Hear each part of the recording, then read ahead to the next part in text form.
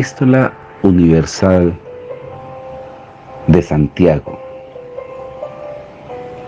Hoy comenzamos una epístola que estaremos mirando con lupa, sabiendo que fue la primera o el primer libro en el Nuevo Testamento escrito. Data en el año 40-45 después de Cristo. Algunos le han llamado la epístola de la confusión.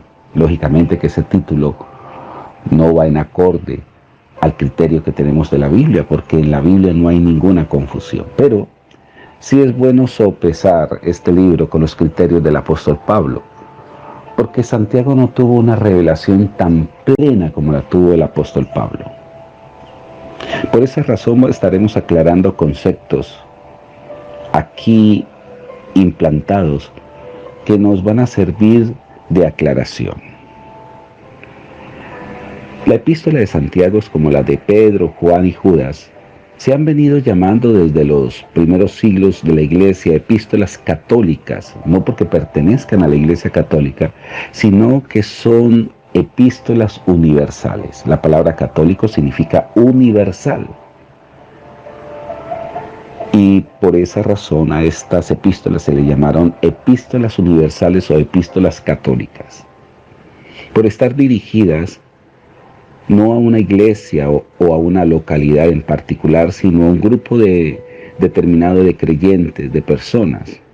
En el caso de Santiago, van dirigidas a la diáspora, a la dispersión de las 12 tribus en todo lugar. ¿Quién es el autor? Recordemos que la Biblia habla de varios Santiagos. Santiago, el hermano del apóstol Juan, llamado Santiago el Mayor. Otro también se le llamó Santiago el Menor, que era uno de los 12 apóstoles. Pero en este caso, concienzudamente, el autor es Santiago, el hermano del Señor. Dos razones abona esta opinión. El autor no menciona su condición de apóstol, lo cual sería muy extraño si se tratase del llamado Santiago el Menor. El estilo de la carta, como observamos, encaja muy bien con lo que sabemos de Santiago el hermano del Señor. Por tanto, vamos a comenzar a desarrollar esta epístola. Santiago, siervo. Aquí se utiliza la palabra doulos, siervo o esclavo de Dios y del Señor Jesucristo a las 12 tribus que están en la dispersión. 12 tribus que están en la dispersión. Y les dice salud. Hermanos míos, tengan por sumo gozo cuando se hallen en diversas pruebas, sabiendo que la prueba de vuestra fe produce la paciencia. Mas tengan la paciencia su obra completa, para que seáis perfectos y cabales, sin que os falte cosa alguna. Y si alguno de vosotros tiene falta de sabiduría, pídala a Dios, el cual Él la da en abundancia y sin reproche, pero pida con fe, no dudando absolutamente nada, porque el que duda es semejante a la onda del mar, que es arrastrada por el viento y echada por una parte a otra. La importancia de un estilo de vida llamada fe. No piensen pues que tal haga, que recibirá cosa alguna del Señor. El hombre de doble ánimo es inconstante en todos sus caminos. Y lógicamente que este doble ánimo está radicado en nuestra parte almática. El hermano que es de humilde condición gloríese en su exaltación, pero el que es rico en su humillación, porque él pasará como la flor de la hierba. Bueno, hay cantidades de textos que hablan que las riquezas del hombre son efímeras, e inclusive Pablo en Timoteo la llama inciertas, porque cuando sale el sol con calor abrasador, la hierba se seca, su flor se cae y perece su hermosura apariencia. Así también se marchita el rico en todas sus empresas, en todos sus negocios, dicen otras traducciones. Y qué gran verdad. Porque este mundo está regido por la ley de la decadencia, la ley del deterioro, la entropía espiritual, así como existe la entropía física, que es una ley, la segunda ley de la termodinámica, que todo va del orden al desorden. Esa entropía se ve evidenciada en nuestro cuerpo físico, se va envejeciendo, los matrimonios tienden a acabarse, las empresas tienden a acabarse.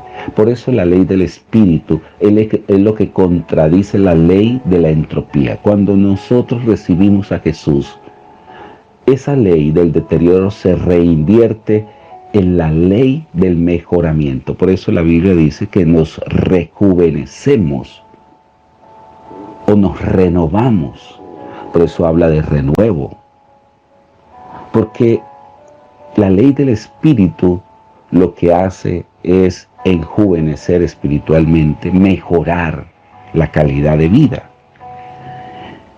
Y sigue diciendo aquí en el verso 12, bienaventurado el varón que soporta la tentación, porque cuando haya resistido la prueba recibirá la corona de vida que Dios ha prometido a los que le aman. Verso 13, cuando alguno es tentado, no diga que es tentado de parte de Dios, porque Dios no puede ser tentado por el mal, ni él tienta a nadie. Ya sabemos quién es el tentador. Sino que cada uno es tentado cuando de su propia concupiscencia. Ahora dirá usted, ¿qué significa la palabra concupiscencia? Bueno, en otras traducciones significan deseos engañosos. Es la ley de pecado que mora dentro de nosotros. Aquí aparece la palabra griega epitumía, que es ese conocimiento perverso, esa naturaleza perversa, esa tendencia a hacer lo malo, esa fuerza que nos inclina a la tierra y no hacia arriba. Los cerdos le llaman los cariagachados, no pueden mirar hacia arriba. Parece ser que esta naturaleza siempre nos encorva a mirar lo terrenal y no poder mirar hacia arriba. Dice que de su propia concupiscencia es atraído y seducido. Entonces la concupiscencia, después de que se ha concebido en la mente, por eso la mente hay que guardarla constantemente.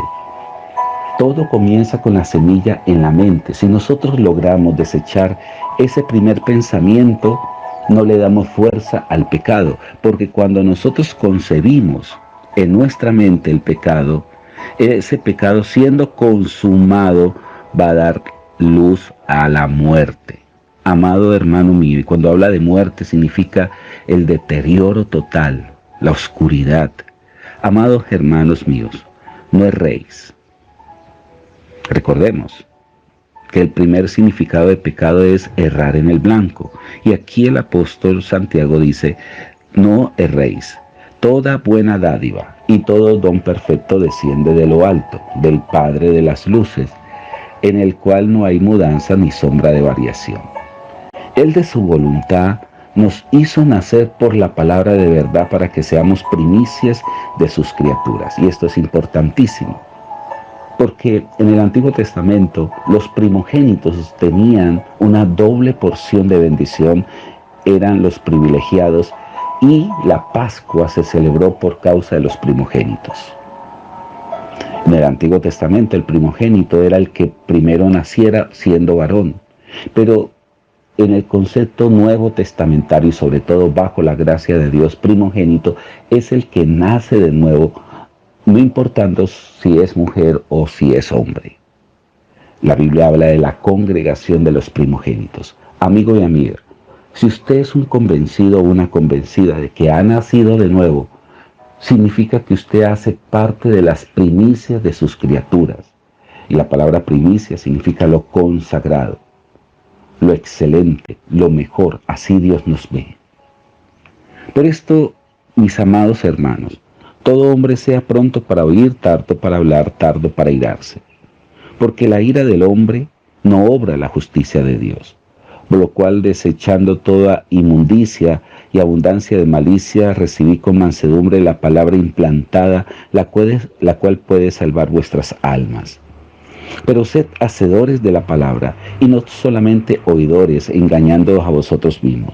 Porque si alguno es oidor de la palabra, pero no hacedor de ella, esto es semejante al hombre que se considera en un espejo su rostro natural.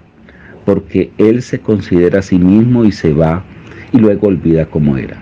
Mas el que mira atentamente la perfecta ley, y lógicamente que Santiago, que no tenía un conocimiento todavía amplio de la gracia de Dios, va a involucrar ciertos conceptos de la ley. Dice aquí la ley perfecta, la de la libertad, y persevera en ella, no siendo oidor olvidadizo, sino hacedor de la obra, este será bienaventurado en lo que hace. Si alguno se cree religioso entre vosotros, y no refrena su lengua, sino que engaña su corazón, la religión pues vana a él, no le resulta para nada buena. La religión pura y sin mácula delante de Dios el Padre es esta: visitar a los huérfanos, a las viudas de sus tribulaciones, y guárdese sin mancha del mundo. Esto realmente, si le pudiéramos llamar vida religiosa. Amigo y amiga, que tengan todos un excelente día. Estaremos mañana con el siguiente capítulo y damos gracias a Dios por el comienzo de esta epístola que va a ser muy edificante. Muchas bendiciones.